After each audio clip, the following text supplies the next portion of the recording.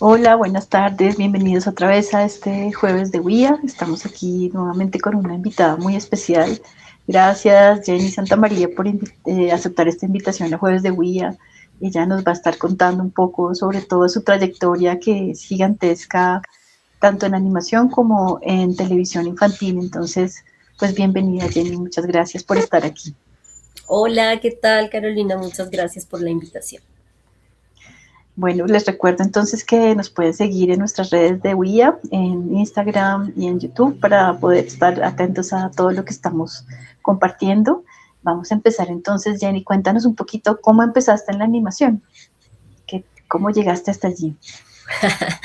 Bueno, pues yo estudié cine y televisión en la Universidad Nacional eh, y cuando llegó el momento de hacer el trabajo de grado y como de escoger qué quería hacer, eh, como que nada me llamaba del todo, como que no quería hacer una ficción, el documental me parecía como difícil, como con muchas responsabilidades encima, eh, como que no tenía claro qué quería hacer y ahí apareció las películas de Tim Burton, El extraño mundo de Jack, y fue como descubrir que existía una manera de hacer animación sin tener que saber dibujar, que es algo que yo no sé.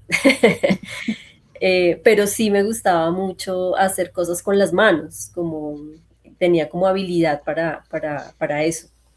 Entonces con una compañera de la carrera decidimos intentarlo, pues como meternos en la aventura de hacer un cortometraje en animación stop motion para poder graduarnos, que fue algo que pues no era como la opción más obvia. En la universidad misma tuvimos problemas para encontrar un tutor porque pues no había un conocimiento en ese momento dentro de la carrera, no era que se dictara una clase de stop motion, no había un profesor que tuviera el conocimiento para apoyarnos. Otro al que acudimos nos dijo, a mí no me parece que tenga sentido que ustedes se gradúen con algo que la universidad no les enseñó, pero para nosotras era, pues lo veíamos de otra manera, como que la universidad nos había enseñado pues las bases del lenguaje audiovisual y que la animación era un camino tan válido como cualquier otro para ponerlas en práctica. Entonces conseguimos, pues nos autorizaron un tutor externo, que fue Edgar Álvarez,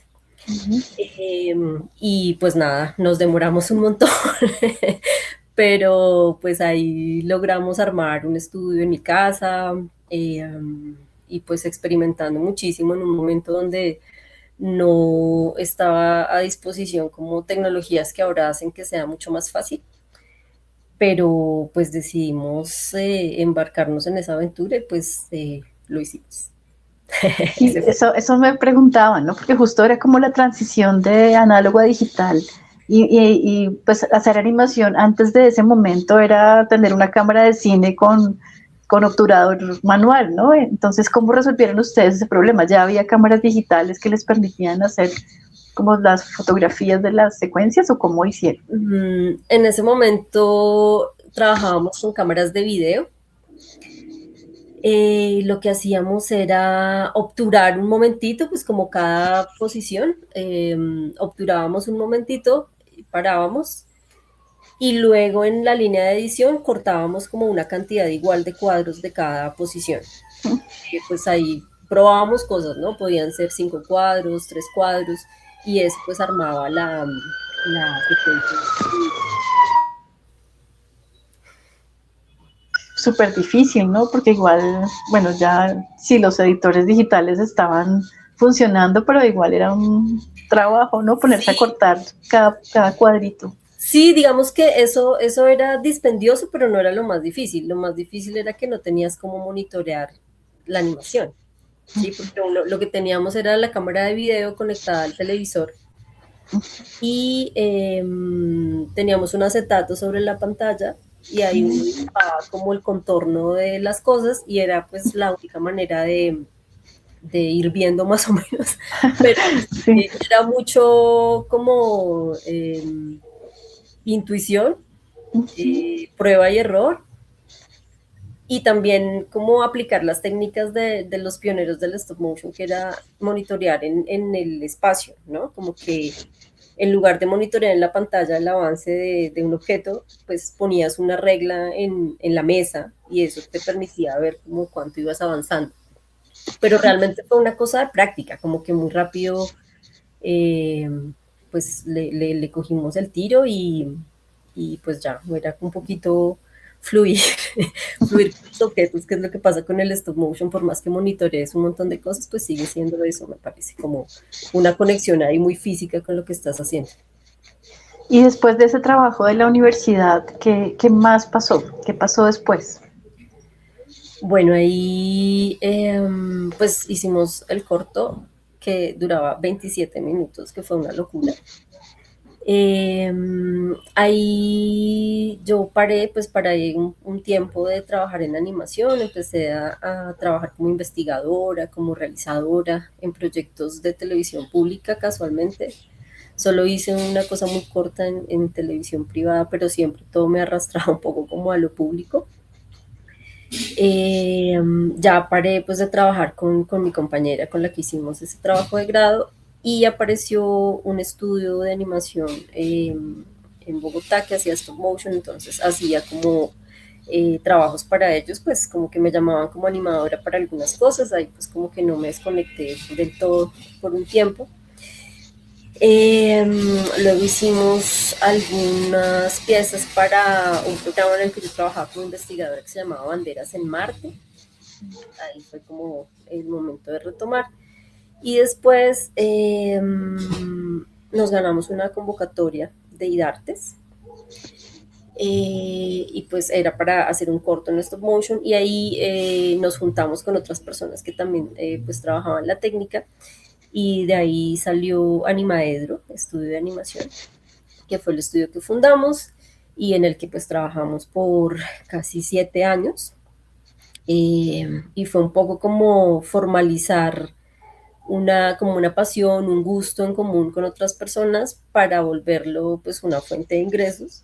Eh, Hacíamos muchas cosas en la misma línea de experimentar, de probar, de aprender, pero también hacíamos cosas para clientes, servicios. Entonces ahí se combinaron como varias cosas. Y pues ya después de unos años, pues nos fuimos del estudio eh, y ahí yo entré a trabajar en Señal Colombia. Estuve allí 7 años.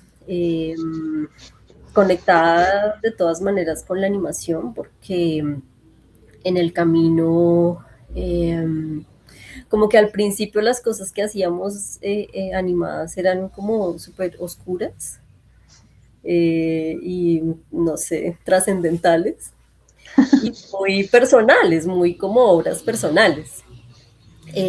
Para mí no fue obvio como la conexión de animación y contenidos para niños al principio, no lo fue.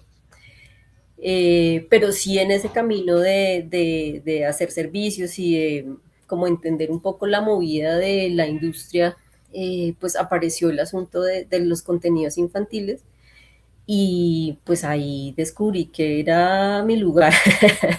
Era como un campo con un montón de posibilidades, con espacio para proponer cosas interesantes, para hacer diferencia, ¿no? Como que un contenido interesante, relevante, hecho con respeto para un niño, una niña, puede generar un impacto enorme y eso me parece que es una responsabilidad y un privilegio que pues me llevó a quedarme como allí, como ser el espacio donde me siento más feliz. Vale.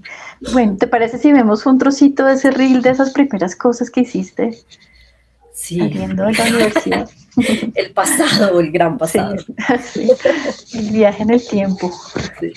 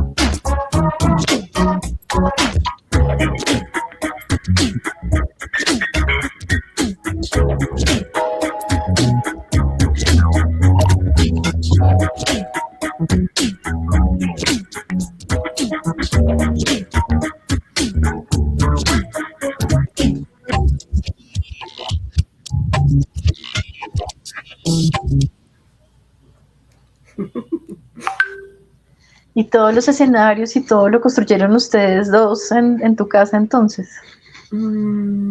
Sí, digamos que ahí se empezaron a sumar otras personas, como que inicialmente éramos dos, luego trabajamos con otros compañeros de la universidad que nos ayudaron mucho.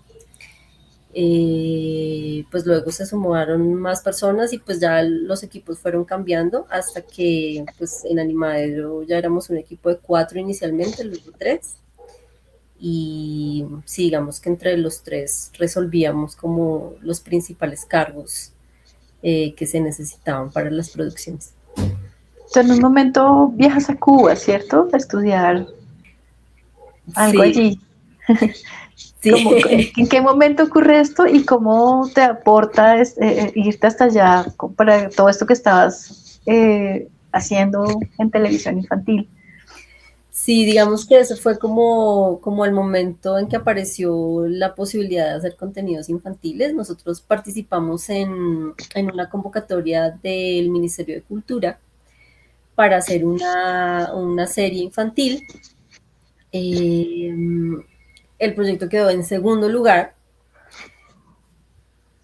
pero nos sirvió mucho, digamos que el no ganar fue buenísimo, porque fue como pararse a entender que había que aprender ciertas cosas para poder hacer pues lo que queríamos, como si queríamos llegar a un nivel que pudiera ganar una convocatoria, pues había como que aprender cosas y como profundizar un poco en el tema de qué era eso de hacer cosas para niños. Y ahí justo pues buscamos, yo busqué ese curso, es un curso en la Universidad de Cine de San Antonio de los Baños, ellos hacen cursos cortos, y este era un curso de producción de contenidos para niños y adolescentes, que fue genial, eh, fue como una experiencia de mucho aprendizaje, eh, y creo que esto fue como casi que al mismo tiempo de Camusi Camusi, que fue después de esa convocatoria que te digo que no ganamos, que quedamos en segundo lugar,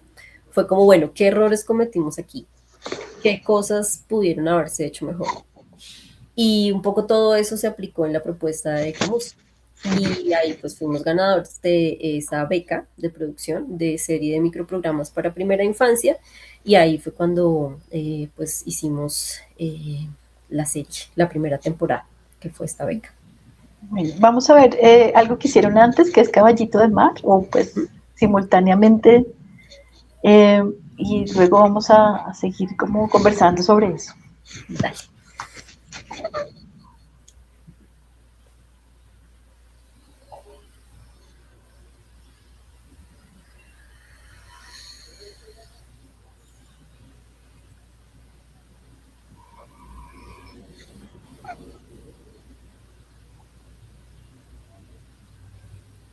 Cuida bien del mar y de sus misterios.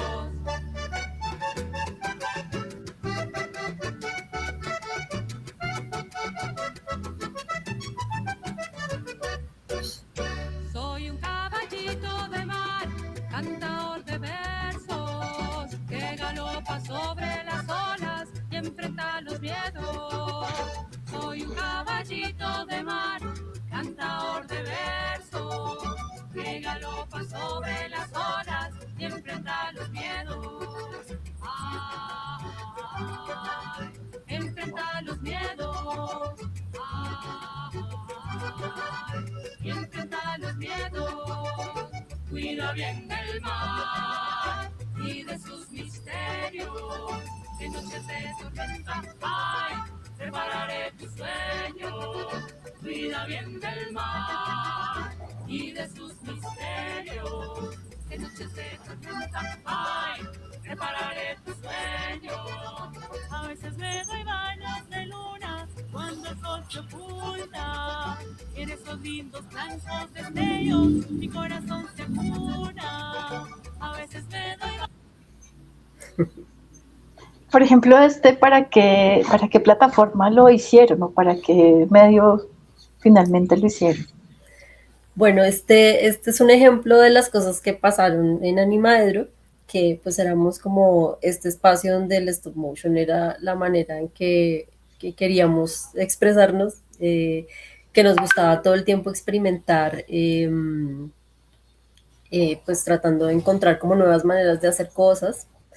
Y esto fue como un llamado que hizo Maguaré, que es una estrategia que aún está vigente, de atención a primera infancia. Y allí se hicieron una serie de videoclips donde juntaban un creador musical y un estudio o un creador de animación para hacer un videoclip con una canción. En este caso, pues fue esta canción de Malaquita. Eh, y nosotros propusimos varias ideas, como varios puntos de partida con la directora de Malaquita, y pues a ella le encantó como este camino de usar objetos cotidianos para crear personajes marinos. Y pues propusimos una historia que fue pues validada con ello, y se hizo pues el proyecto. Este contenido pues está disponible allí todavía en la plataforma de Maguaré. Y aquí esto me da pie para decir algo que siento que fue muy importante, y es que en ese momento había como un ecosistema muy interesante de entidades públicas que permitían que se crearan cosas muy interesantes para los niños y niñas. Entonces estaba el Ministerio de Cultura con varias iniciativas, Maguaré una de ellas, pero también las convocatorias para becas, de producción de series, de desarrollo de proyectos. Y luego estas cosas que se hacían allí servían como punto de partida para llegar, por ejemplo, al mercado de coproducción de Señal Colombia y hacer una serie más larga, o pues convertir un piloto en una serie, y pues crear un contenido que estaba disponible en la tele y también pues en las plataformas digitales de los canales. Entonces fue como un momento en el que toda esta como sinergia permitió para nosotros hacer cosas como este videoclip y como Camusica Música, que es lo que vamos a ver más adelante. Vale. ¿Qué cosas hacías tú en la productora en Animaedro? ¿Qué papeles o qué roles tuviste finalmente en la productora?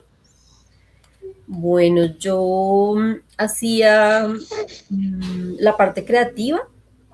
En general era pues con otra persona, siempre como que los guiones, las propuestas, las ideas los hacíamos entre los dos. También pues escribía, digamos, los guiones, como que esas ideas que trabajamos entre los dos, pues era yo la encargada de convertirlo pues ya como en un guión, en una cosa más estructurada. También dirigía, varias de las producciones las dirigí yo. Animaba algunas cosas, hacía el sonido, que fue como de esas cosas que me encantó aprender en la universidad, y era lo que hacía pues como en los cortos de los compañeros y esas cosas. Yo hacía el sonido, hacía edición de sonido, y ya, creo que soy. Un poco de todo. Sí, un poco de todo. Igual en un punto ya, por ejemplo, en la segunda temporada de Camusi, ya yo dije, uy, no puedo animar, no, es demasiado, porque yo sí hacía pues la dirección general del proyecto, la escritura de los guiones, que como te digo, los trabajábamos con otra persona, yo los convertía ya como en un guión estructurado, la dirección de las voces, que era un trabajo fantástico. Y luego hacía la edición del sonido, tanto de las voces como de la grabación de los instrumentos, y ya. Mucho trabajo. Sí.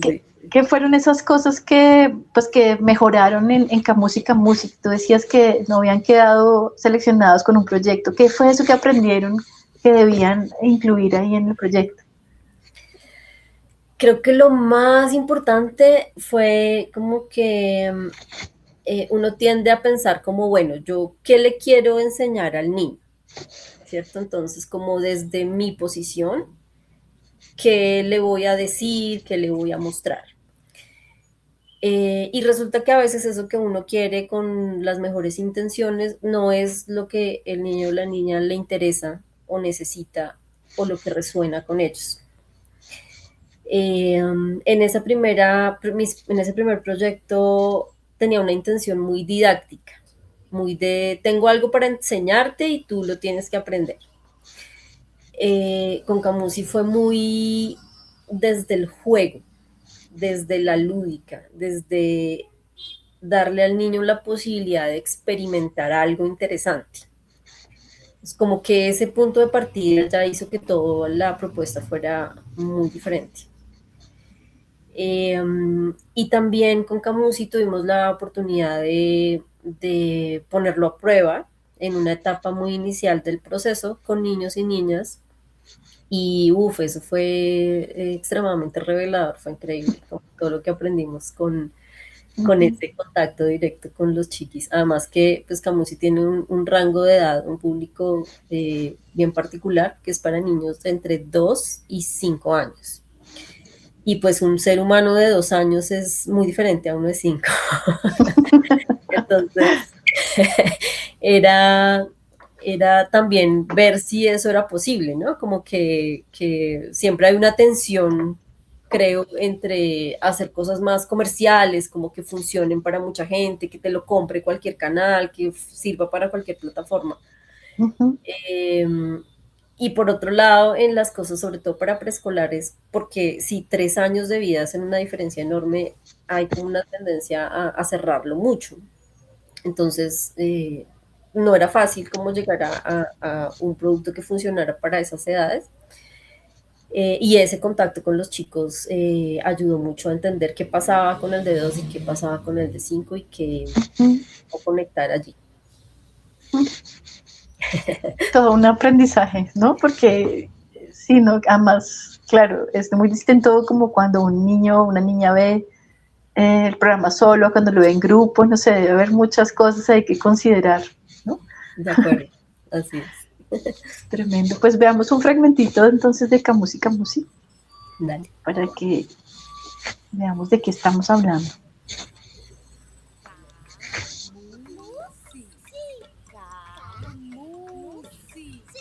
Música, música, música. Música, música, música. Música, música, música. Música, música, música.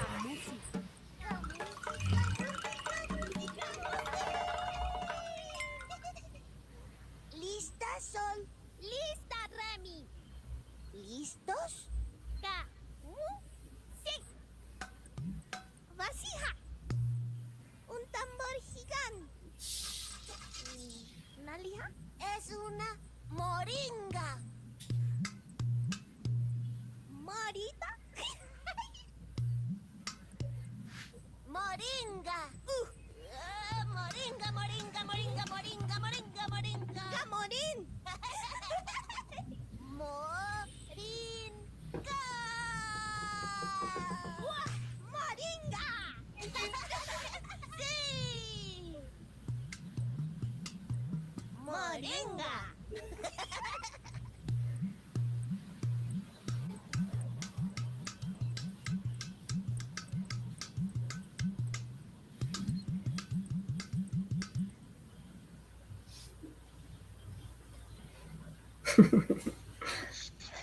Tiene 4 temporadas, ¿no? Camusi. 2 temporadas. ¿2? Ah, ok. ¿Y cada una de cuántos capítulos? La primera, que fue la que hicimos con la beca de Mincultura, tiene 18, y la segunda, que fue coproducción con Señal Colombia, tiene 27. Entre las dos suman 45 capítulos. ¿De cuánto? No, son cortitos, pero igual es mucho trabajo, ¿no? Pues todo ese detalle en la animación, el movimiento, los escenarios, los instrumentos, ¿no? Todo era muy preciso. Y en ese momento como que ya empiezan a generarse esas estrategias transmedia. ¿Le alcanzó a tocar a Camusi?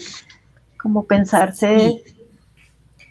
Sí, en la segunda temporada, como parte de la coproducción, hicimos una aplicación eh, para móviles donde los chicos podían jugar con los instrumentos, con los sonidos y también con las sílabas que componen la palabra, que son como las dos capas de contenido que hay en la serie, porque por un lado están los instrumentos tradicionales latinoamericanos y por otro está algo que se llama conciencia fonológica, que es una cosa, es básicamente como que las palabras no tienen solamente significado, sino también forma.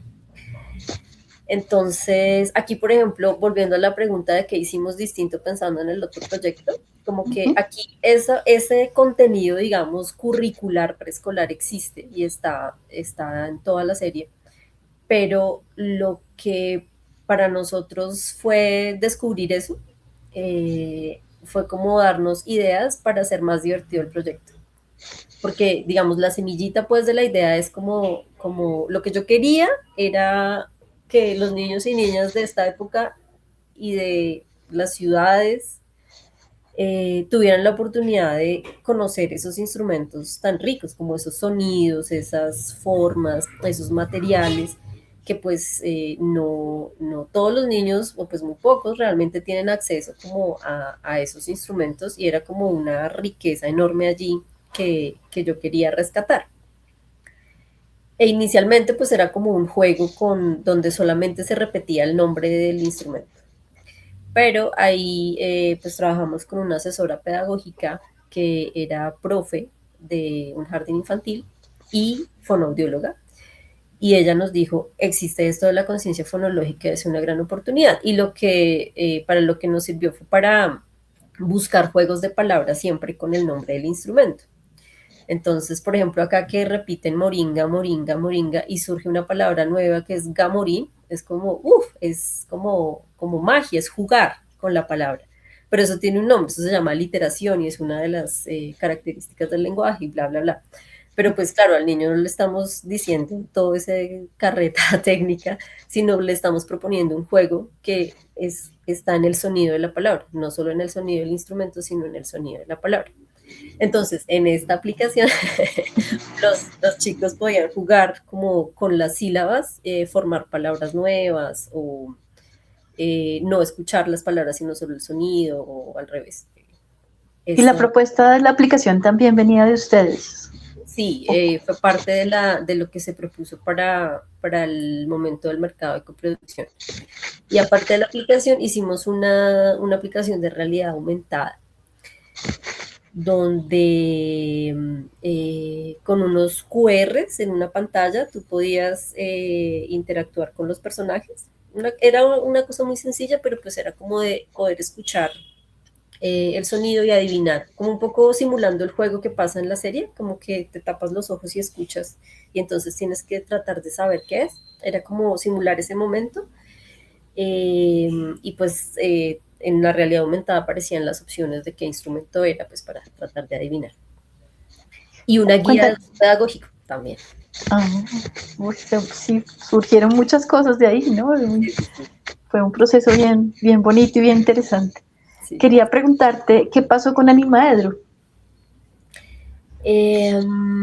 Pues digamos que fueron casi 7 años de trabajo allí. Pues realmente lo que ocurrió es que fuimos cambiando, es lo que siento.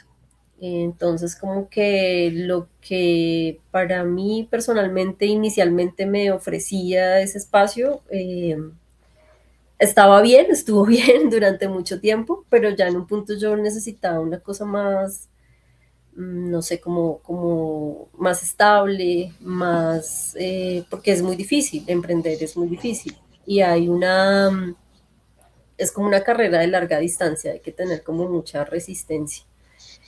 Y ya en un punto era como que yo sentía que había que cambiar mucho la visión que teníamos de la empresa y como a dónde querer ir. Y pues no todos los socios estábamos en la misma tónica. Y pues realmente en ese momento lo mejor que que encontramos fue pues dejar el estudio. Mm. Sí, es una cosa muy dura, ¿no? Sostener un estudio de animación de stop motion además aquí, ¿no? Pues Sí, duró un montón, ¿no? sí, Duró 7 años. sí, Ya, total. Y pues yo estoy muy agradecida con todo lo que pasó allí porque realmente fue un espacio donde podíamos aprender mucho y experimentar mucho y eh, como hacer lo que a uno lo hacía feliz un poco. Pero pues sí, digamos que uno crece y necesita cosas de pronto no tan sufridas, porque hubo momentos muy sencillos, digamos, donde todo fluía mucho y otros en los que no, y pues es desgastante. claro. ¿Qué otras producciones aparte de Camusi Camusi recuerdas pues, de Animaedro? Uf, pues hicimos muchas cosas como servicios, por ejemplo, hicimos unas piecitas animadas que iban en un par de temporadas de Josefina en la cocina. Hicimos un videoclip para un grupo que se llama La Revuelta, que también fue súper interesante. Hicimos cosas para clientes, sí, pues como piezas publicitarias, piezas institucionales. eh, pero digamos que todo eso lo que permitía era pues que el estudio existiera y que pudiéramos sostener un lugar donde poder hacer las cosas que queríamos hacer, como proponer esta serie. ¿Sí? Como que el espacio estaba allí, los equipos estaban allí, el grupo de personas alrededor de una pasión en común y con un conocimiento común estaba allí. ¿Y Eso. los 4 socios suplían todas las necesidades del estudio o les tocaba también llamar a otras personas? ¿Cómo funcionar? No, inicialmente, bueno, los 4 socios realmente fue por poco tiempo, fuimos 3, mucho tiempo. Y claro, sí, era necesario siempre acudir a más personas. Digamos que de los 3, pues yo hacía un poco lo que ya les conté, como escritura, dirección, sonido, animación. Otro de los socios hacía todo el arte y con él co-creábamos como las ideas y él hacía todo el arte, diseño de personajes, diseño de escenarios, diseño de maquetas, él hacía las maquetas. Pero dependiendo del proyecto, pues sí se necesitaban otras manos. Por ejemplo, en Camusi, pues participaban muchas más personas. Y el otro socio hacía la producción, fotografía, postproducción y animación también. Entonces sí había cosas que podíamos hacer solo los 3, pero pues dependiendo del tamaño del proyecto o de cosas muy especializadas, pues necesitábamos más personas. En Camusi fue un equipo bastante grande, más de 20 personas. Gigante. Sí. Y digamos que Camusi siento que te permitió como entender como la lógica de la televisión pública, ¿no? Como desde afuera, para que después pudieras intervenir desde adentro, ¿no? Cuéntanos cómo fue esa transición. Sí, así fue tal cual. Digamos que, bueno, cuando ya yo decidí irme de Animadedro, apareció la oportunidad de ser productora delegada en Señal Colombia, que es un cargo, pues como que Señal Colombia asignaba una dupla de personas al seguimiento de los contenidos. Entonces, una persona más enfocada en contenido, en lo audiovisual, en lo editorial, y otra persona más enfocada en la producción, seguimiento de cronogramas, presupuestos. Entonces, digamos que yo tuve la oportunidad de entender eso como coproductora mientras hacíamos Camusi. Y ahí justo surgió la opción de estar del otro lado, de ser esa productora delegada que acompaña los proyectos. Entonces era como ver la Matrix, como ver el detrás de cámara de todo lo que pasaba. Eh, y pues ver cómo funcionaba el canal internamente, cómo tener en cuenta. Y pues tener la oportunidad y privilegio de acompañar proyectos increíbles de gente súper talentosa, estudios de Colombia, de otros países, poder aportar desde lo más posible, pues como que dependiendo del proyecto a veces se necesitaba más apoyo, no sé, como en lo pedagógico, conceptual, en otros casos era más una cosa técnica, en otros eran gente, pues equipos con muchísima experiencia donde el papel era solamente intermediar entre la productora y el canal, otros donde, había muchos problemas y uno tenía que involucrarse muchísimo más. Entonces fue pues como unos años de mucho privilegio y de aprender muchísimo. ¿Y ahí estabas solamente en contenido infantil o estabas en otros tipos de contenido? Como en ese inicio. En general sí contenido infantil, aunque no solo animación. También cosas en live action para niños y niñas. Uh-huh. Quizás sí estuve en un par de cosas para público joven. Proyectos transmedia también. Sí, pero tuve como la fortuna de tener ese espacio, sobre todo de cosas para niños y niñas. ¿Cuál era tu labor entonces en proyectos como Puerto Papel? Que ya pues, se hacía tan lejos. ¿Cómo era esa conexión ahí con ellos?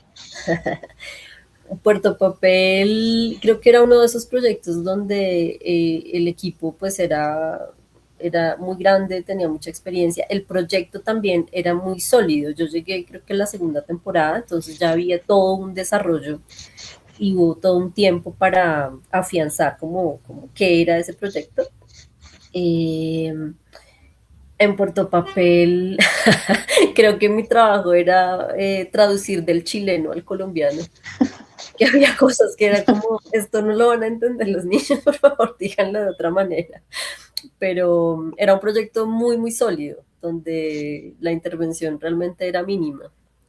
Diferente, por ejemplo, a Cuentitos Mágicos, que es la serie de la que surgió Frailejón Ernesto Pérez, nuestro personaje viral por excelencia, donde el equipo, pues que ellos son Piragna, ellos tenían como una chispa, aún la tienen, ¿no? Pero bueno, en ese momento eso era como lo más relevante y lo que yo más sentía con ese proyecto, que tenían como una chispa increíble, como una cosa única, como una manera de acercarse a los contenidos supremamente particular y original, pero tenían muy poca experiencia en otros aspectos. Entonces, había que apoyar muchísimo cosas un poquito más técnicas como de lenguaje audiovisual, de producción, de contenido también, como esto no sé, eso que estás proponiendo no es relevante para un preescolar, no, démosle la vuelta, ¿sí? Igual es como un proceso muy de ir de la mano, ¿sí? No es como que el canal te diga como, no me gusta, cámbialo. Siempre hay como, por supuesto, un respeto por el trabajo del coproductor, pues son sus ideas que llegan allí y que se ponen como que se abren a que otras personas intervengan, que pues yo lo sabía porque eso pasó con Camusi. Entonces siempre fue como una experiencia de recordar cómo es estar del otro lado. Justo ellas nos decían, las chicas de Piraña, que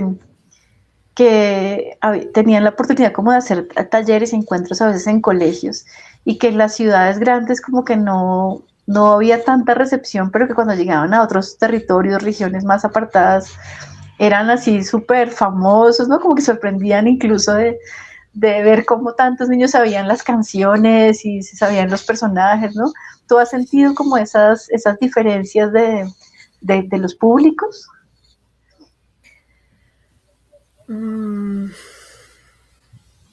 Lo que yo siento, más que el público sea diferente, es como de a qué tienen acceso. Creo que lo que pasó con Frailejón era como eso les decía yo siempre cuando se volvió viral y pues todo el mundo quería tener que ver con el personaje y pasaban muchas cosas y creo que mi título en ese proyecto era Madrina de Frailejón. porque, porque como cuentitos, como él nació en Cuentitos Mágicos y ese era uno de los proyectos que yo acompañé, como que todo lo que pasa con los proyectos que tú has tenido dentro del canal, eh, siguen teniendo que ver con uno, ¿no? Como que si algo pasa, es como, ¿quién fue la productora? Ah, tú, entonces resuelve. Entonces todo ese boom, todo ese estallido viral del personaje, pues fue impresionante y también muy abrumador, porque nunca nos había pasado eso, pues como canal público. Creo que a Piragna tampoco le había pasado como productora, y había muchas cosas que no sabíamos cómo manejar y pasaban muchas cosas al mismo tiempo y era muy difícil. Y ahí yo decía siempre que es como eso que dicen, ten cuidado con lo que deseas porque de pronto se te cumple.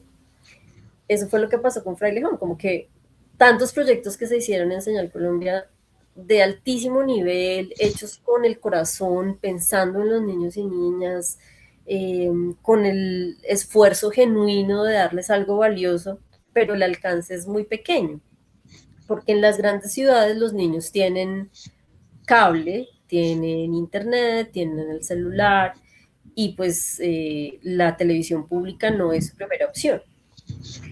Pero en las regiones donde en muchos lugares no hay conectividad, de pronto hay un solo celular para toda una familia, la televisión pública sí que es un espacio para ellos y ellas. Entonces creo que el impacto es muy distinto por eso. En la época en que en Señal Colombia había pues mi señal, que es como se llama la franja, eh, también era un proyecto con muchos componentes que incluía viajes y contacto con población en territorios, y ellos decían eso siempre, que llegaban a un pueblo y los niños se sabían la parrilla. Decían a las 8:15 es tal cosa, a las 8:30 empieza tal, ¿sí? Y era algo que era sorprendente, pero digamos que demostraba eso que digo, que la tele pública en las regiones es muy importante, aún. ¿Sí? Como que en una época que se decía, como es que los niños ya no ven televisión, pero pues ¿cuáles niños? ¿Dónde están esos niños? ¿Sí? Y pues creo que la pandemia lo demostró, cuando de repente los niños no podían ir al colegio, era como, ¿qué hacemos? Y pues la televisión pública tuvo que reaccionar porque era lo que llegaba a todas partes. Sí, ahora que mencionabas eso también, pues también es televisión de calidad con muchos reconocimientos, ¿no? Tanto aquí como afuera, ¿no? Creo que incluso con Camusi llegaron a ganar muchos premios de televisión infantil justamente, ¿no? ¿Cómo fue eso? Fue un regalo. Cada reconocimiento era un regalo. Era como una maravilla para agradecer. Porque sí pasó que Camusi se diferenciaba mucho de otras cosas, ¿sí? Como que la técnica lo hacía diferente, el tema de los instrumentos musicales autóctonos, tradicionales latinoamericanos era interesante. Y la manera, como esta cosa de la lúdica y del juego, de la ternura, eso llamó mucho la atención. Entonces, por ejemplo, en el Prix Jeunesse, que es este festival el más importante de tele infantil en el mundo, que ocurre en Alemania, allí fuimos finalistas, yo tuve la oportunidad de ir, y era increíble. Para mí ese festival fue como abrir los ojos a mil posibilidades, porque hay personas de diferentes lugares del mundo y todos comparten un montón de intereses, de dificultades, y poder estar ahí fue realmente increíble, increíble. Y también estuvimos en el Japan Prize, pudimos viajar también a Japón. Allí quedamos como first runner up, que es como el segundo lugar. Eh, Entre proyectos, o sea, compitiendo contra la BBC y cosas así. Entonces fue muy bonito realmente, fue como te digo, un regalo y como un reconocimiento a, haber apostado por todas esas decisiones, ¿cierto? Como que cuando me preguntabas por lo transmedia, cuando íbamos a hacer la aplicación con los desarrolladores, pues nuestros amigos de Atomic Studio, un saludo para ellos. Ellos decían, listo, entonces vamos a hacer el modelado 3D de los personajes. Y nosotros, no, esto es stop motion y la textura y la materialidad es importante y es uno de los sellos de este proyecto. Yo siempre es que es muy difícil, es más fácil hacer 3D, como será más fácil, pero no, esa es una de nuestras columnas vertebrales de ese proyecto. Y se hizo, se buscó la manera de hacerlo con fotografías de los personajes y también ganamos en Brasil en el ComKids, ¿cómo se llama? ComKids Interactivo, que ellos tienen, un año es el ComKids como de tele y el siguiente de interactivo. Allí ganamos el premio especial Primera Infancia y el segundo lugar en esa aplicación, por lo que te digo, porque era muy distinto a todas las demás cosas. Entonces, como que cada premio era eso, como un reconocimiento a que había sido importante y valioso tomar las decisiones que tomamos y mantenernos firmes con las cosas que lo hicimos. Aquí estamos viendo, ¿no? Como la plataforma, bueno, estábamos viendo la plataforma de RTBC, como toda la franja infantil, ¿no? Toda la parte infantil que son, creo que tú, según nos has contado, tuviste que ver con muchos de esos proyectos que aparecen ahí. Sí, muchísimos. Digamos que RTS Play es como el repositorio del trabajo de muchos años y es una de las maneras de poner a disposición de los niños y niñas todos esos contenidos al margen de quién está en la dirección del canal, que pues la franja infantil en la tele puede desaparecer de un día para otro de archivos, pero pues aquí está la plataforma donde todo está allí a disposición. Tristemente, solo de quienes tengan acceso al internet, ¿no? Pero ahí está, sí, pues ahí está todo Cuentitos Mágicos, que es un tesoro, como que la gente conoce Frailejón, pero allí hay muchas canciones muy pegajosas y muchos personajes muy divertidos.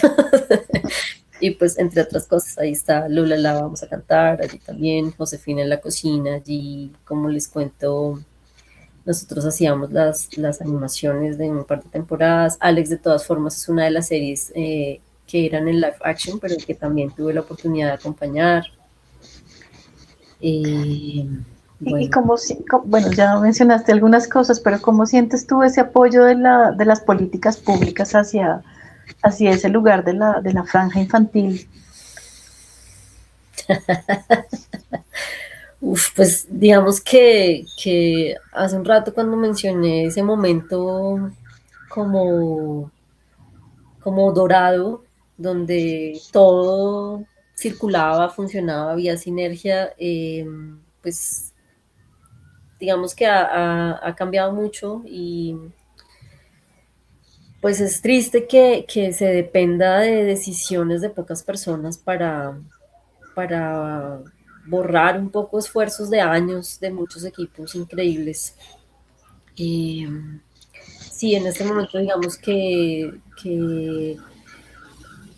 Señal Colombia, que fue un canal muy reconocido internacionalmente y en el país por su apuesta por los niños y niñas, en este momento pues no lo es, no es una prioridad, eso es claro. Y digamos que en este momento tengo el privilegio de estar en otro lugar, que es como el bastión de la tele para niños, que es Eureka, que es la segunda señal de Canal Digital. Allí estoy trabajando allí hace ya casi 2 años. Supremamente agradecida de poder estar en el canal que queda un poco donde pues los niños y niñas son la prioridad, son el eje. Ese es como lo que estoy haciendo en este momento. Vamos a ver entonces un fragmentito de algo que estás haciendo ahí, que es un río de preguntas. Seguimos conversando. Conoce a Río. Estoy bien. Un perro lleno de preguntas. ¿Cómo saben los humanos cuando tienen miedo? Momento, ¿a ti no te gusta que cualquiera te acaricie y te consienta? ¿Ropa para meterse al agua? Ustedes los humanos son muy raros. Perro tenías que ser. Diviértete junto a Río, Vale y Leo y busca junto a ellos las respuestas en Un río de preguntas. Por Eureka y Canal Capital.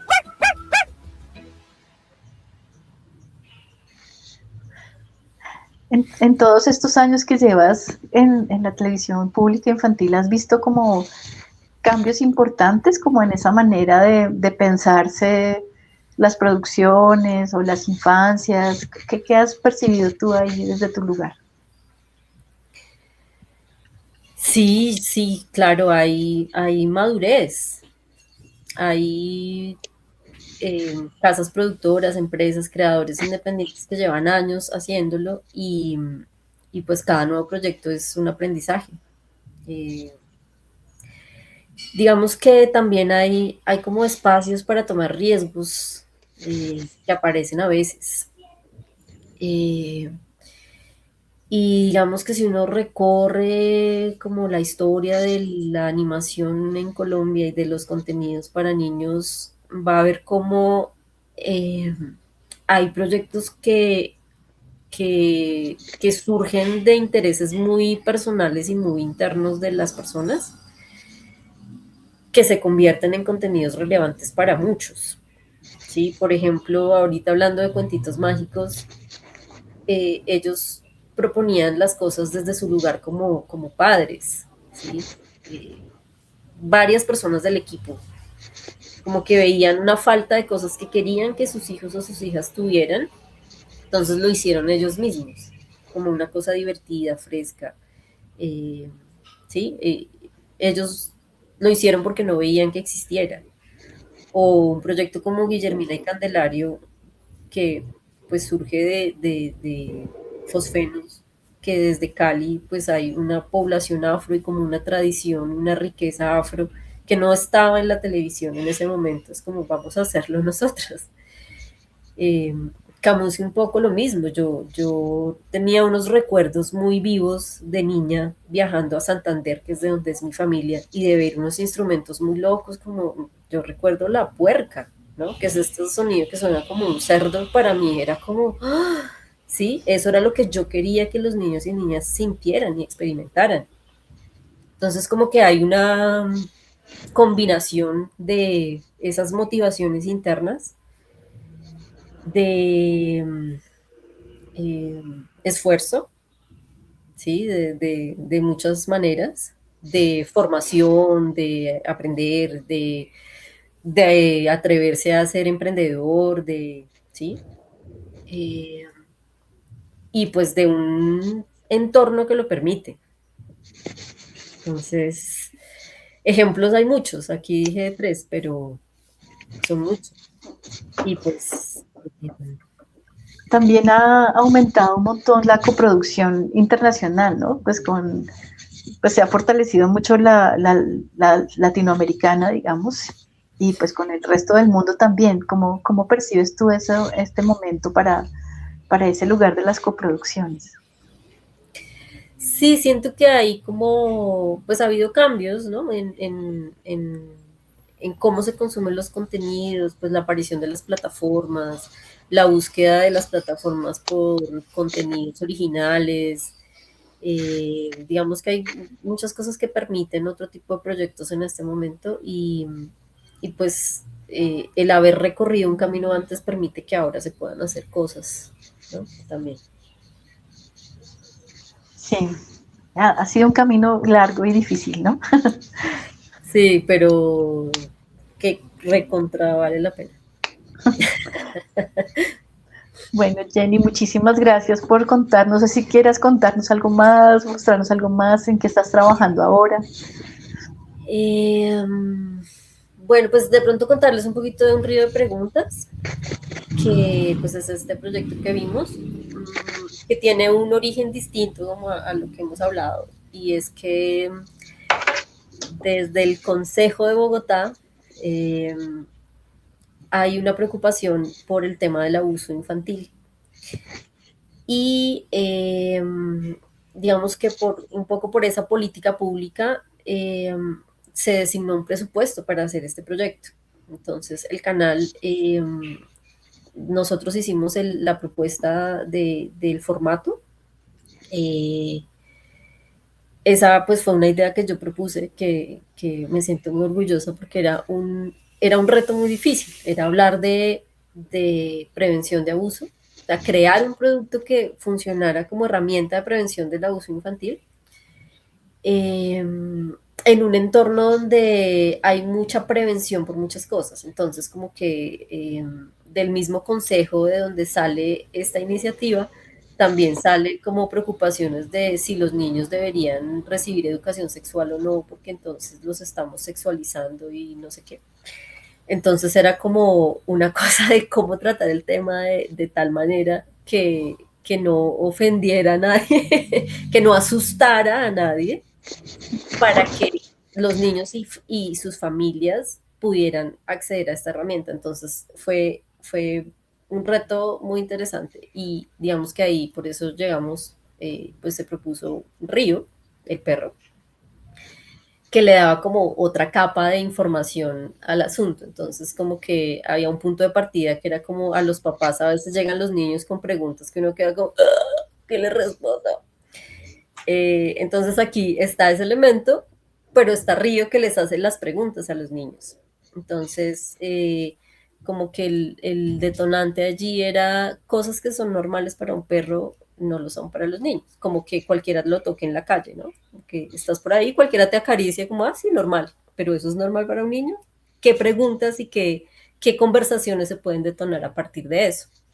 Entonces, pues el canal invitó a Marañacos, al estudio Marañacos, a producir la serie, pues con un acompañamiento desde el contenido y lo conceptual muy cercano desde el canal.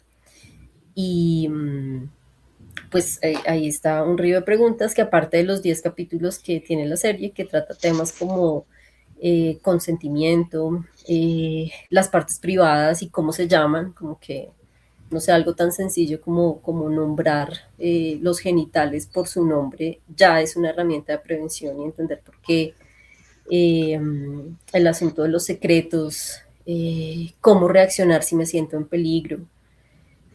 Bueno, son 10 capítulos que realmente los invito a explorar.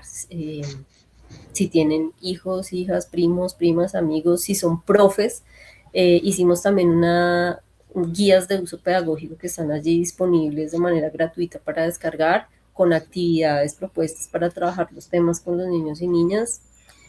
Y pues estamos muy, muy contentos, muy orgullosos del resultado. Un trabajo muy, muy difícil, era muy difícil hacer este proyecto, y creo que todo el mundo lo asumió con mucha responsabilidad y sensibilidad, y el resultado realmente está muy chévere.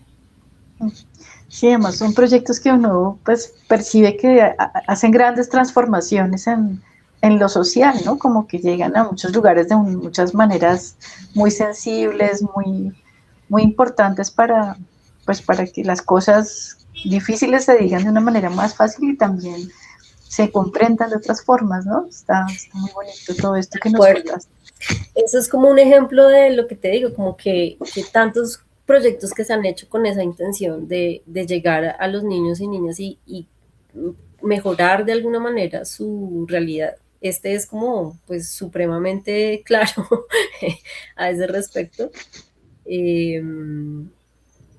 Pero pues de muchas otras maneras, otros proyectos también lo han sido, ¿no? Como, no sé, creo que sigo pensando en Guillermina y Candelario, cuando hay un capítulo donde ellos se atreven a que un personaje le diga a Guillermina, la mamá le dice a su niña, no juegues con esa niña negra, porque es negra. Eso es supremamente valiente. Y pues si alguna niña negra que vio ese capítulo le sirvió para decir como yo soy valiosa. Es una cosa gigantesca. Y con Río es así, o sea, si esto sirvió para que una familia se siente a hablar del tema, es como, para eso es que nos metimos en este mundo, en este trabajo.